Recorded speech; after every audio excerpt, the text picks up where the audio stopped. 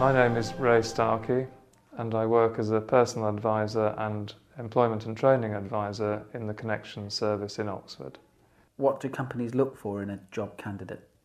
I think employers are looking for relevant qualifications, that is, not people who are overqualified but have no experience, and they're then looking for flexible workers who bring useful skills to their company. What different interview techniques have you used when interviewing candidates? When I've interviewed people, I suppose one of the choice you have to make, in a sense, is whether you want to adopt a soft approach or a more aggressive approach. The soft approach can feel quite comfortable to the person being interviewed, but it may not get to the real issues. The hard approach, where really quite aggressive questions are asked, can seem very intimidating, but in fact a candidate who gets through that can really shine and appear very strong to the employer. So the soft approach doesn't necessarily mean that the interviewer is on your side, as it were.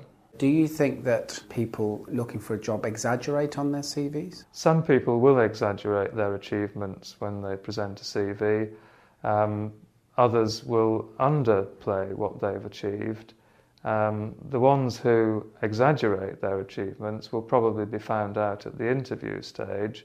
The ones who underplay their achievements may never get to the interview stage. What are the most important do's and don'ts when you have a job interview? I think don'ts would be not to ask questions purely about the salary or the holidays or what perks the job might offer. A good employer at an interview will explain all those things. If you are asking questions at the end of the interview, perhaps it's a good idea to concentrate on aspects such as the training opportunities and the prospects for the company generally. Are there any particular techniques you'd recommend to an interviewee? I think the techniques that they need to be able to make use of in interviews are things such as keeping the conversation going and also responding to those very hard questions such as what would you bring to our company, why should we employ you rather than somebody else, and that sort of thing, where the candidate is actually being asked directly what they would bring to the job, and they may not really have much knowledge of what is required, so they've really got to sell themselves from a position of slight vulnerability, I think.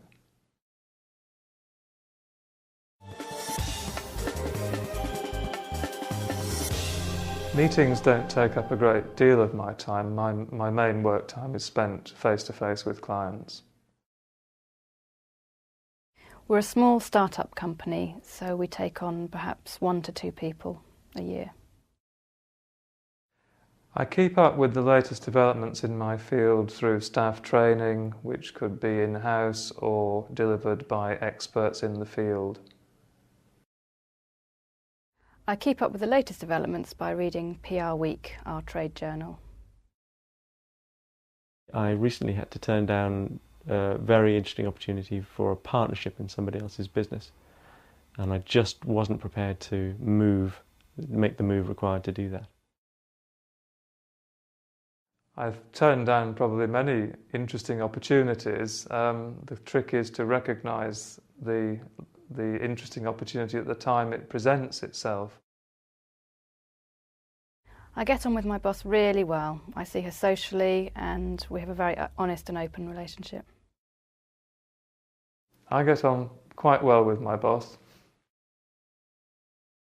I'm looking forward to producing a range of furniture that will sell in some volume and I'll enjoy seeing the benefits from.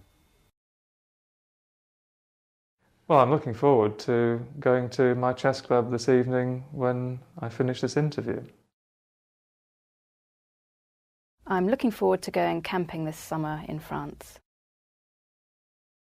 In the self-employed part of my business, I put off doing my VAT returns every quarter, and it means I'm in a terrible rush and panic every 3 months.